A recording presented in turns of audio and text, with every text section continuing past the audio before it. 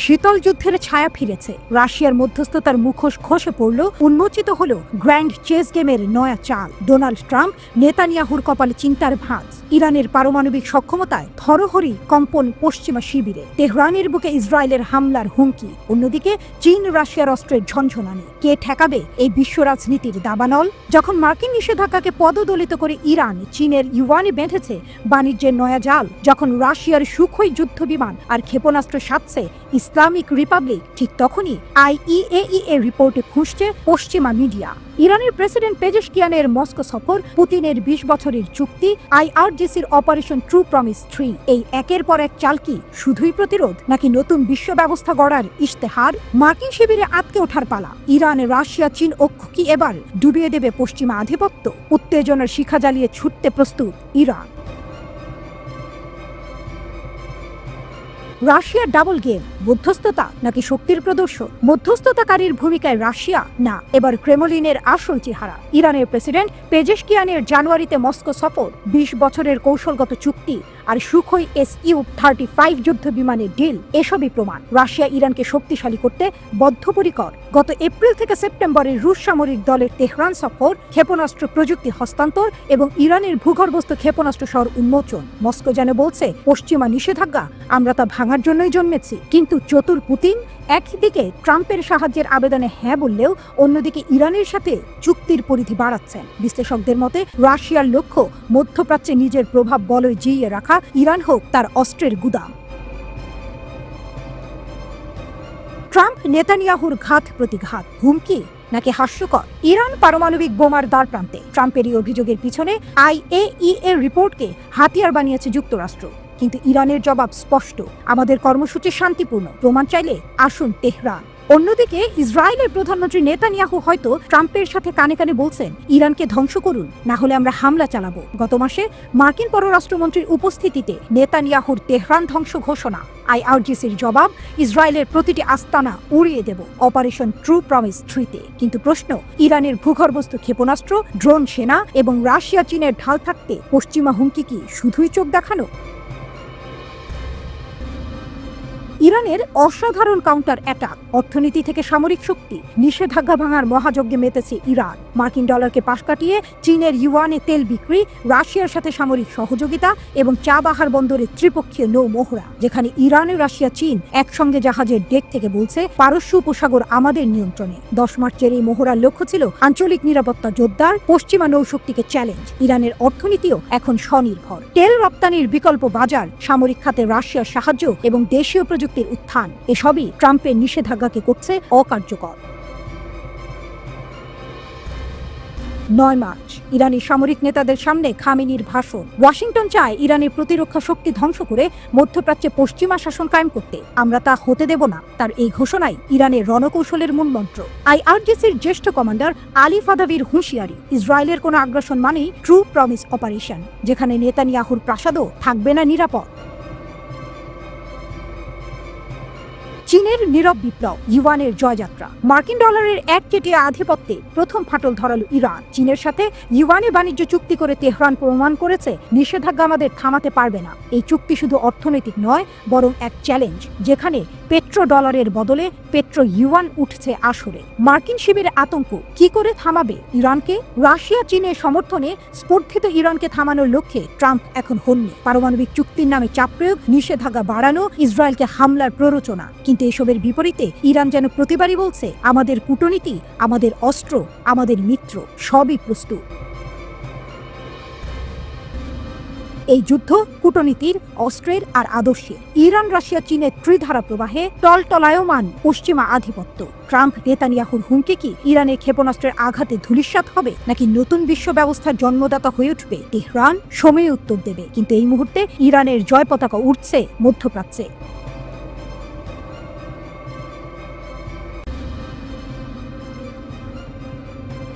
লোহিত সাগরের গভীরে এক ভয়ঙ্কর খেলা, যেখানে হুথিরা এখন নায়কের বর্মে। একদল বিদ্রোহী গোষ্ঠী থেকে বিশ্ব জুড়ে আলোচিত আন্তর্জাতিক শক্তির হাতিয়ারে পরিণত হয়েছে ইয়েমেনের হুথিরা। রাশিয়ার রাডার প্রযুক্তি, অস্ত্র আর কৌশলগত মদদে তারা লোহিত সাগরের বুকে পশ্চিমা বিশ্বের জন্য রীতিমতো অপ্রতিরোধ্য এক চ্যালেঞ্জ তৈরি করেছে। প্রতিদিন নতুন লক্ষ্যবস্তু, প্রতি মুহূর্তে পশ্চিমা বাণিজ্য জাহাজে হামলা, এর পেছনে ক্রেমলিনের ছায়া কতটা গভীর? কিভাবে মস্কো, তেহরান, বেইজিংয়ের জোট হুথিদের হাতকে শান দিয়েছে বৈশ্বিক ক্ষমতার খেলায়?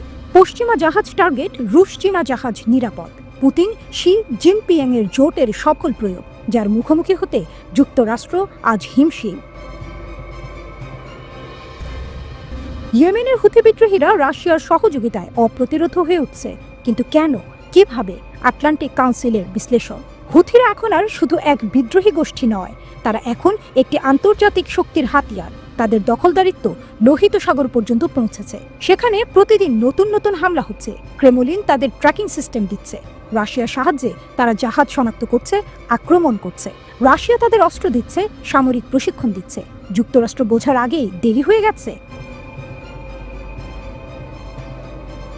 হুথিদের এই উত্থান আকস্মিক নয়। দীর্ঘদিন ধরে রাশিয়া তাদের সাথে সামরিক বাণিজ্য করছে। ট্রেজারি রিপোর্ট বলছে রাশিয়া অস্ত্র সরবরাহ করছে, হুথিরা তা ব্যবহার করছে লোহিত সাগরে পশ্চিমাদের বাণিজ্য ধ্বংস করতে। হুথিরা দীর্ঘদিন ধরে ইয়েমেনের যুদ্ধ অর্থনীতি থেকে লাভবান হয়েছে। তারা জ্বালানি, চোরাচালান থেকে শুরু করে চাঁদাবাজি পর্যন্ত সবকিছু করেছে। কিন্তু সাম্প্রতিক গোয়েন্দা তথ্য আরও ভয়াবহ আয়ের উৎস প্রকাশ করেছে।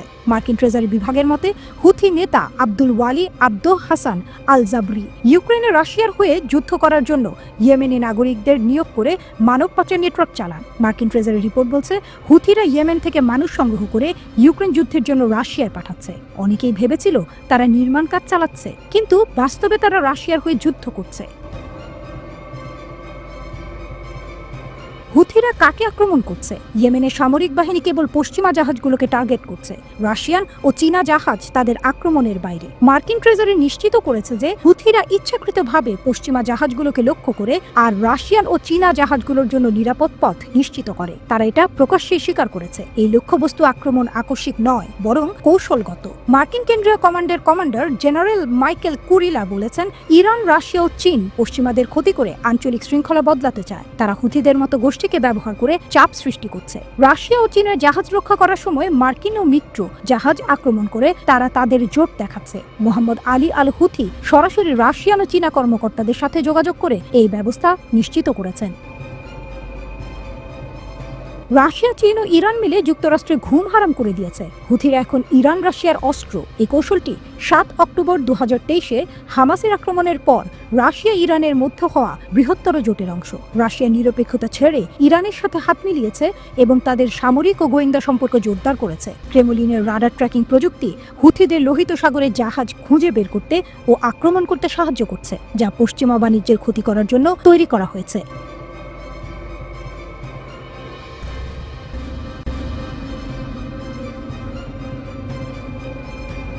যখন পশ্চিমা শক্তি আলোচনার নামে চাপিয়ে দিতে চায় দাসত্বের শৃঙ্খল, ইরান তখন রক্তে লিখছে প্রতিবাদের নতুন ইতিহাস। পারমাণবিক চুক্তি ছিন্ন করা হলো, নিষেধাজ্ঞার বিষবৃক্ষ রোপণ করা হলো, কিন্তু ইরান কি করে বিশ্বমঞ্চে উল্টে দিল সমীকরণ? কিভাবে একাই ধ্বংস করে দিচ্ছে অপরাজেয় সুপার পাওয়ারের মিথ্যে গল্প শুনুন। সেই অগ্নিঝরা কাহিনী যেখানে ইরানের কুশলী কূটনীতি, বিজ্ঞান প্রযুক্তির জয়গান আর নির্যাতিত বিশ্বের মাথা উঁচু করার সংকল্প সব মিলিয়ে তৈরি হচ্ছে নতুন বিশ্ব ব্যবস্থার মানচিত্র। মার্কিন আধিপত্যের মৃত্যুঘণ্টা বাজিয়ে ইরান কি হাঁটছে বিশ্ব নেতৃত্বের পথে, নাকি এই শুধু শুরু? মার্কিন আধিপত্যের দিন কি শেষ? ইরান কি নতুন বিশ্ব ব্যবস্থার নেতৃত্ব দিচ্ছে? আসুন জানি সেই অজানা গল্প যা বদলে দিতে পারে বৈশ্বিক শক্তির হিসাব নিকাশ। প্রেস টিভির বিশ্লেষণ। ট্রাম্পের চিঠি পৌঁছানোর আগেই উত্তর। ডোনাল্ড ট্রাম্প তখনও হোয়াইট হাউসে বসেননি, কিন্তু ইরান তারা আগেই জানিয়ে দিয়েছিল আমরা মাথা নোয়াই না। এই আত্মবিশ্বাস কোথা থেকে আসে? কারণ ইরান শুধু কথায় নয়, কাজে দেখিয়ে দিচ্ছে কিভাবে সাম্রাজ্যবাদকে চ্যালেঞ্জ জানাতে হয়। ইরান কেন এত ভয়ঙ্কর প্রতিপক্ষ? পশ্চিমারা আলোচনার নামে শর্ত চাপিয়ে দিতে চায়, কিন্তু ইরান তারা বলে আমরা শক্তির ভাষা বুঝি, তবে মাথা নোয়াবো না। তারা শান্তির জন্য কূটনীতি করে, কিন্তু কখনোই নিজের অধিকার জলাঞ্জলি দেয় না। তারা জানে প্রকৃত শান্তি কারো দয়ের ওপর নির্ভর করে না, এটি অর্জন করতে হয়। ইরান কি পারমাণবিক অস্ত্র বানাতে চায়? আয়াতুল্লাহ খামেনি স্পষ্ট বলেছেন, আমরা যদি পারমাণবিক অস্ত্র বানাতে চাইতাম, আমেরিকা আমাদের থামাতে পারত না। তাহলে ইরান কেন তা করছে না? কারণ তারা জানে শক্তি শুধু অস্ত্রে নয়, আদর্শেও থাকতে হয়। ইরান তার পরমাণু কর্মসূচিকে শান্তিপূর্ণভাবে ব্যবহার করতে চায়, বিজ্ঞান ও প্রযুক্তির অগ্রগতির জন্য, ধ্বংসের জন্য নয়। ট্রাম্প এসে কি করল? 2015 সালে ইরান পারমাণবিক চুক্তি JCPOA করল। মনে হলো নিষেধাজ্ঞা উঠবে, কিন্তু 3 বছর পর ট্রাম্প ক্ষমতায় এসে সব ছিন্ন ভিন্ন করে দিলেন। পশ্চিমাদের মুখোশ খুলে গেল। ইরান বুঝল আমেরিকার কথার কোনো দাম নেই, ওরা আলোচনার নামে প্রতারণা করে। নতুন ইরান, নতুন বিশ্ব ব্যবস্থা। ইরান এবার অন্য পথে হাঁটল, নিজের শক্তিকে দাঁড়ানোর সিদ্ধান্ত নিল। শক্তিশালী অর্থনীতি গড়ার পরিকল্পনা, মিত্র দেশগুলোর সঙ্গে সম্পর্ক মজবুত করা, নিষেধাজ্ঞাকে ব্যর্থ করে দেয়া, বিশ্বের নির্যাতিতদের কণ্ঠস্বর হয়ে ওঠা। ইরান কেবল প্রতিরোধ গড়ে তোলেনি, বরং বিশ্বকে দেখিয়েছে কিভাবে একটি দেশ আত্মনির্ভরশীল হতে পারে, অর্থনৈতিকভাবে স্থিতিশীল হতে পারে এবং শক্তি দেখিয়ে শত্রুদের মোকাবিলা করতে পারে। মার্কিন আধিপত্য কি টিকবে? পশ্চিমারা এখন দিশেহারা। ইরান একা একা তাদের পরিকল্পনাকে ধ্বংস করে দিয়েছে। শুধু তাই নয়, বিশ্ব এখন আমেরিকার আসল চেহারা দেখতে পাচ্ছে। ফাটল ধরছে পশ্চিমা জোটে। ইরান তার কৌশলে সফল হচ্ছে।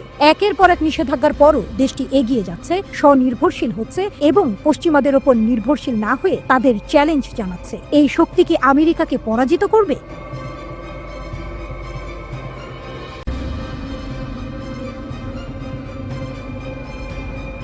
কুর্স্কের যুদ্ধের এক ভয়ঙ্কর রূপ। ইউক্রেনীয় বাহিনী রাশিয়ার বিরুদ্ধে অপ্রতিরোধ লড়াই চালিয়ে আসছিল, তবে তারা কুর্স্কের ভয়াবহ সংঘর্ষে আত্মসমর্পণ করতে বাধ্য হলো। একদিকে রাশিয়ার উন্নত ড্রোন কৌশল এবং অন্যদিকে কুর্স্কের ক্ষতির বোঝা, সব মিলে ইউক্রেনীয় বাহিনী বেহাল। Beacon Centre of Advanced Unmanned Systems, রাশিয়ার সবচেয়ে ভয়ঙ্কর ড্রোন ইউনিট, কুর্স্কে ভয়ঙ্কর হামলা চালিয়ে ইউক্রেনীয় বাহিনীর শত শত সামরিক যান এবং অস্ত্র ধ্বংস করে দেয়। একসাথে একাধিক বিস্ফোরক ড্রোন ব্যবহার করে রাশিয়া কৌশলগত ত্রাস তৈরি করে। ইউক্রেনীয় বাহিনী পরাজিত, পিছু হটতে বাধ্য। M1 Abrams tank, best in class, বিশ্বের সবচেয়ে শক্তিশালী ট্যাঙ্ক। ইউক্রেনীয় বাহিনী এটি পেলেও কুর্স্কের মহাযুদ্ধে এটি হারিয়ে ফেলেছে। গত বছর যুক্তরাষ্ট্র 31টি M1 আব্রামস ট্যাঙ্ক ইউক্রেনকে দিয়েছিল। 47 ব্রিগেডের জন্য এই ট্যাঙ্কগুলো বরাদ্দ ছিল। দক্ষিণ ও পূর্ব ইউক্রেনের 2 বছর ধরে চলমান যুদ্ধে 47 ব্রিগেডের আব্রামস ট্যাঙ্কগুলো প্রায় ক্ষতিগ্রস্ত হয়েছে এবং এগুলো উদ্ধার করা কঠিন হয়ে পড়েছে। কুর্স্ক থেকে পিছু হটার সময় তারা আরেকটি আব্রামস ট্যাঙ্ক ফেলে যেতে বাধ্য হয়, যা পরে রুশ বাহিনী দখল করে নেয়। এখন 47 ব্রিগেডের হারানো M1 ট্যাঙ্কের সংখ্যা 10 থেকে 19টির মধ্যে। M2 ব্র্যাডলি যুদ্ধজার, যুদ্ধক্ষেত্রে বিপর্যয়ের মুখে ইউক্রেনীয় বাহিনী আরেকটি শক্তিশালী অস্ত্র হারিয়েছে। এটি 3 দশকেরও বেশি সময় ধরে একাধিকবার কার্যকর যুদ্ধজার। 33 টন ওজনের M2 ব্র্যাডলি, যা 10 জন সৈন্য বহন করতে পারে এবং 25 মিলিমিটার অ্যাটো ক্যানন দিয়ে সজ্জিত, ইউক্রেনীয় বাহিনীর মর্যাদার প্রতীক হয়ে দাঁড়িয়েছিল।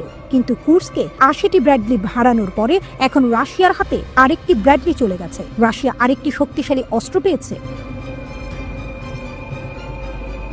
M777 হাউইটজার, এটি ছিল ইউক্রেনীয় বাহিনীর জন্য এক আশার আলো। যুক্তরাজ্য কর্তৃক সরবরাহকৃত এই অত্যাধুনিক কামানটি ছিল ইউক্রেনের শক্তিশালী আক্রমণাত্মক বাহিনীর অংশ। 4.5 টন ওজনের এই কামান 19 মাইল দূরত্বে আঘাত করতে সক্ষম, যা সোভিয়েত যুগের পুরনো কামান থেকে বহু বেশি উন্নত। কিন্তু কুর্স্কে ইউক্রেন 55টি M777 হারিয়েছে আর রাশিয়া অক্ষত M777 পেয়েছে। ইউক্রেনীয় বাহিনীর সামরিক ক্ষতি ভয়াবহ। কুর্স্কে ইউক্রেন হারিয়েছে প্রায় 500টি সামরিক যান এবং ভারী অস্ত্র। রাশিয়ার তুলনায় তাদের ক্ষতি ছিল অনেক বেশি। ইউক্রেনের জন্য সবচেয়ে বড় চ্যালেঞ্জ ছিল সরবরাহ সংকট এবং রাশিয়ার বিরুদ্ধে অস্ত্রের অভাব, আর এই সংকট যুদ্ধক্ষেত্রে তাদের ভরসা কমিয়ে দিয়েছে।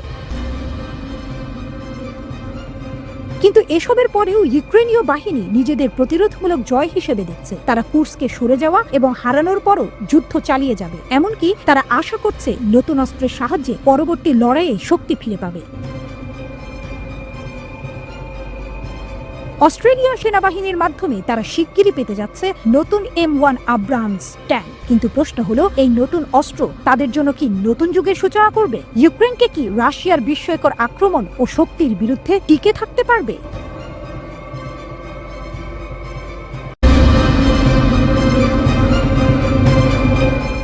20 জুলাই 1969 অ্যাপোলো 11 মিশনের লুনার মডিউল চাঁদে অবতরণ করে। নভোচারী নীল আর্মস্ট্রং এবং বাজ অল্ড্রিন এতে ছিলেন। অবতরণের পর নীল আর্মস্ট্রং চাঁদে নামার জন্য দরজা খোলার চেষ্টা করেন। উচ্চচাপের কারণে এই দরজা খোলা সহজ ছিল না, কিন্তু তিনি অবশেষে সফলভাবে এটি খুলেন। তারপর তিনি তার ভারী স্পেসস্যুট পরে চাঁদে নামার চেষ্টা করেন। ভুলবশত তিনি ওপরের দিকে আঘাত করেন এবং লুনার মডিউলের একটি অংশ ভেঙে যায়। তাদের কেউই এটি সম্পর্কে অবগত ছিলেন না, কিন্তু এই ভাঙা অংশটি খুব গুরুত্বপূর্ণ ছিল। এটি ছিল অ্যাসেন্ট ইঞ্জিন আর্মি সুইচ। এই সুইচ ছাড়া তাদের লুনার মডিউল আবার উঠতে পারত না এবং তারা পৃথিবীতে ফিরতে পারত না। এটি সম্পর্কে অবগত না হয়ে নীল আর্মস্ট্রং বেরিয়ে আসেন এবং চাঁদের পৃষ্ঠে পা রাখেন। তিনি চাঁদে পা রাখা প্রথম মানুষ। মানুষের জন্য একটি ছোট পদক্ষেপ, মানবজাতির জন্য একটি বিশাল লাভ। কিন্তু এটি কি আসলে ঘটেছিল? আজ 50 বছরেরও বেশি সময় পরে অনেক মানুষ বিশ্বাস করতে অস্বীকার করে যে মানুষ চাঁদে গিয়েছিল। লোকেরা তাদের নিজস্ব তত্ত্ব তৈরি করে দাবি করে যে পুরো অ্যাপোলো 11 মিশনটি আমেরিকার তৈরি একটি ধাপ্পাবাজি ছিল। তারা পৃথিবীতে দৃশ্যগুলি চিত্রায়িত করেছিল এবং বিশ্বের কাছে মিথ্যা বলেছিল। বাতাস ছাড়া পতাকার ওরা কি করে ব্যাখ্যা করবেন? এর সত্যতা কি? অ্যাপোলো 11 মিশনটি পরিকল্পনা করার আসল কারণ ছিল একটি যুদ্ধ, বিশেষভাবে বললে শীতল যুদ্ধ। আমেরিকা এবং সোভিয়েত ইউনিয়নের মধ্যে যুদ্ধ হয়েছিল। উভয় দেশ মহাকাশ দৌড়ে নিযুক্ত ছিল। 1957 সালে সোভিয়েত ইউনিয়ন প্রথম কৃত্রিম উপগ্রহ উৎক্ষেপণকারী প্রথম দেশ হয়ে ওঠে। এটির নাম ছিল স্পুটনিক এবং এটি ছিল পৃথিবীর কক্ষপথে স্থাপন করা প্রথম মানবসৃষ্ট বস্তু। সোভিয়েতদের এগিয়ে যেতে দেখে আমেরিকান সরকার হতবাক হয়ে যায়। কয়েক মাস পরে 1958 সালে আমেরিকাও তাদের উপগ্রহ উৎক্ষেপণ করে, কিন্তু 3 বছর পরে 1961 সালে আমেরিকা আরেকটি ধাক্কা খায়। সোভিয়েত নভোচারী ইউরি গ্যাগারিন মহাকাশে যাওয়া প্রথম ব্যক্তি ছিলেন। সোভিয়েতরা আবারও আমেরিকাকে পরাজিত করে। এক সপ্তাহ পরে তৎকালীন আমেরিকার রাষ্ট্রপতি জন এফ কেনেডি 1961 সালের 20 এপ্রিলের ভাইস প্রেসিডেন্টের কাছে একটি চিঠি লেখেন। তিনি ভাইস প্রেসিডেন্টকে জিজ্ঞাসা করেন যে তারা কিভাবে সোভিয়েত ইউনিয়নকে পরাজিত করতে পারে। পরবর্তী 5 বছরে তিনি মহাকাশ প্রোগ্রামে অতিরিক্ত তহবিল হিসেবে 7 থেকে 9 বিলিয়ন ডলার সরবরাহ করেছিলেন। পুরো মহাকাশ সংস্থা এই একটি লক্ষ্য পূরণে নিযুক্ত ছিল। 1963 থেকে 1967 সালের মধ্যে অনেক মানববিহীন পরীক্ষা চালানো হয়েছিল। পরীক্ষার সময় রকেটগুলিতে কোনো মানুষ ছিল না। 1967 সালের ফেব্রুয়ারিতে তারা প্রথম মানববাহী পরীক্ষার পরিকল্পনা করে।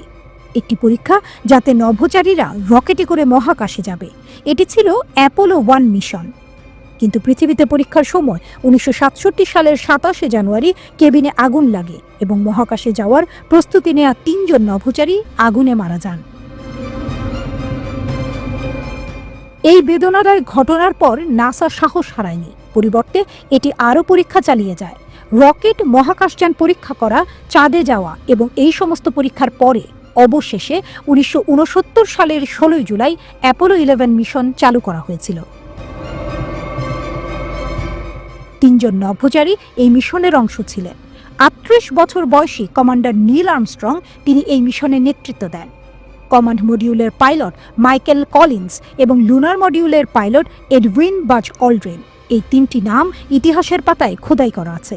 এই মিশনে নভোচারীদের মারা যাওয়ার ঝুঁকি এত বেশি ছিল যে মার্কিন প্রেসিডেন্ট নিক্সন একটি বিকল্প বক্তৃতা তৈরি করেছিলেন। যদি নভোচারীরা সত্যিই মারা যায়, আপনারা কি একটি বিকল্প বক্তৃতা কল্পনা করতে পারেন? এতে তিনি লিখেছিলেন, ভাগ্য নির্ধারণ করেছে যে যে মানুষগুলো শান্তির জন্য চাঁদে গিয়েছিল তারা শান্তির জন্য চাঁদে থাকবে। এই সাহসী মানুষগুলো নীল আর্মস্ট্রং এবং এডউইন অল্ড্রিন জানেন যে তাদের পুনরুদ্ধারের কোনো আশা নেই। এই 2 জন মানুষ মানবজাতির সবচেয়ে মহৎ লক্ষ্যে তাদের জীবন উৎসর্গ করছে, সত্য এবং বোঝার সন্ধান। কিন্তু সৌভাগ্যবশত এর প্রয়োজন হয়নি। কমান্ড মডিউলটি নিরাপদে পৃথিবীর বায়ুমণ্ডলে অবতরণ করে। প্যারাশুটগুলি মোতায়েন করা হয়েছিল এবং এটি সমুদ্রে অবতরণ করে। 3 তিনজন নভোচারী জীবিত এবং নিরাপদ ছিলেন। এই নভোচারীদের তখন সমুদ্র থেকে উদ্ধারকারী জাহাজ দ্বারা সরিয়ে নেওয়া হয়েছিল। এটি সত্যি একটি অলৌকিক ঘটনা ছিল যে তারা জীবিত ফিরে আসতে পেরেছিল। এমন নয় যে মিশনটি ঠিক যেমন পরিকল্পনা করা হয়েছিল তেমনটা চলেছিল। তাদের প্রায় প্রতিটি পদক্ষেপে সমস্যার সম্মুখীন হতে হয়েছিল। তারা সফলভাবে সমস্যাগুলি মোকাবেলা করেছিল এবং তারা জীবিত ফিরে আসতে পেরেছিল। এটি লক্ষণীয় যে ফিরে আসার পরে তিনজন নভোচারীকে 2 সপ্তাহের জন্য কোয়ারেন্টাইনে রাখা হয়েছিল। তাদের অন্য মানুষের সাথে যোগাযোগ করার অনুমতি ছিল না, কারণ তাদের প্যাথোজেন বহন করার ঝুঁকি ছিল, ভাইরাস বা ব্যাকটেরিয়া যা তারা চাঁদে সম্মুখীন হতে পারে, যা সম্ভবত পৃথিবীতে বিপর্যয় সৃষ্টি করতে পারে। কেউ নিশ্চিতভাবে জানত না, তবে আবারও সৌভাগ্যবশত তেমন কিছুই ঘটেনি। অ্যাপোলো 11-এর চাঁদে অবতরণ বিশ্বব্যাপী সংবাদপত্রের শীর্ষ খবর ছিল। মার্কিন প্রেসিডেন্ট কেনেডির দশক শেষ হওয়ার আগে মানুষকে চাঁদে অবতরণ করানোর প্রতিশ্রুতি নাসা দ্বারা সম্ভব হয়েছিল।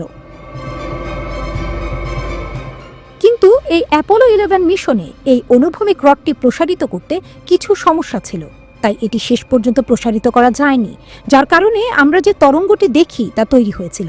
পতাকায় ঢেউ ছিল, তাই লোকেরা মনে করে যে পতাকাটি উড়ছে, কিন্তু আসলে পতাকাটি উড়ছে না। শুধুমাত্র সেই ভিডিওগুলিতে পতাকা উড়তে দেখতে পাবেন যেখানে নভোচারীরা এটি ধরে নাড়াচ্ছেন। এর কারণ হলো পতাকার অ্যালুমিনিয়াম রডগুলি স্প্রিংয়ের মতো কাজ করছিল, তাই পতাকাটি কিছুক্ষণ নড়াচড়া করত এবং তারপর স্থির থাকত। তৃতীয় সবচেয়ে জনপ্রিয় তত্ত্ব হলো আর্মস্ট্রং এবং অলড্রিনের তোলা ছবিগুলোতে তারা দেখা যায় না। এর উত্তর খুব সহজ। চন্দ্র অবতরণ দিনের বেলায় হয়েছিল, এমন এক সময়ে যখন সূর্যের আলো চাঁদে আঘাত করছিল, এবং নভোচারীরা যে সাদা স্পেস স্যুটগুলি পরেছিলেন সেগুলিও খুব প্রতিফলিত ছিল। সেই সময়ের ক্যামেরাগুলির প্রতিফলনের বাইরে দেখার মতো রেজলিউশন ছিল না। এমনকি আজ যে কোনো ফোনের ক্যামেরা নিন এবং রাতে ছবি তোলার চেষ্টা করুন, যদি ফ্ল্যাশ চালু থাকে তবে আপনারা পটভূমিতে তারা দেখতে পাবেন না। আরেকটি তত্ত্ব ছায়া সম্পর্কে, ছায়ার কোণের অসামঞ্জস্যতা সম্পর্কে। লোকেরা যুক্তি দেয় যে যেহেতু এটি একটি হলিউড চলচ্চিত্রের মতো ছিল, তাই তাদের আলোর একটিমাত্র উৎস ছিল না, তাই ছায়াগুলি সর্বত্র ছড়িয়ে পড়ছে। কিন্তু বাস্তবে সূর্য আলোর একমাত্র উৎস ছিল না, চাঁদের পৃষ্ঠও আলোর পরিপূরক উৎস হিসেবে কাজ করছিল, কারণ এটি প্রচুর আলো প্রতিফলিত করছিল। এই কারণে আলো সব দিকে ছড়িয়ে পড়েছিল এবং ছায়াগুলি এত অদ্ভুত ছিল। বাজ অলড্রিনের নীল আর্মস্ট্রং-এর তোলা ছবি সম্পর্কে আরেকটি প্রশ্ন তোলা হয়েছে। এটি আর্মস্ট্রং-এর প্রতিফলন দেখায়, তবে তার হাতে একটি ক্যামেরা দেখা যায়। এটা কিভাবে সম্ভব? কারণ তিনি তার হাতে ক্যামেরা ধরেছিলেন না, বরং ক্যামেরাটি তার স্যুটটিতে লাগানো ছিল এবং তিনি সেখান থেকে এটি নিয়ন্ত্রণ করতে পারতেন। কিন্তু তারপর নীল আর্মস্ট্রং লুনার মডিউল থেকে নামার ছবি কে তুলেছিল? আবারও একটি সহজ উত্তর, লুনার মডিউলে একাধিক ক্যামেরা লাগানো ছিল।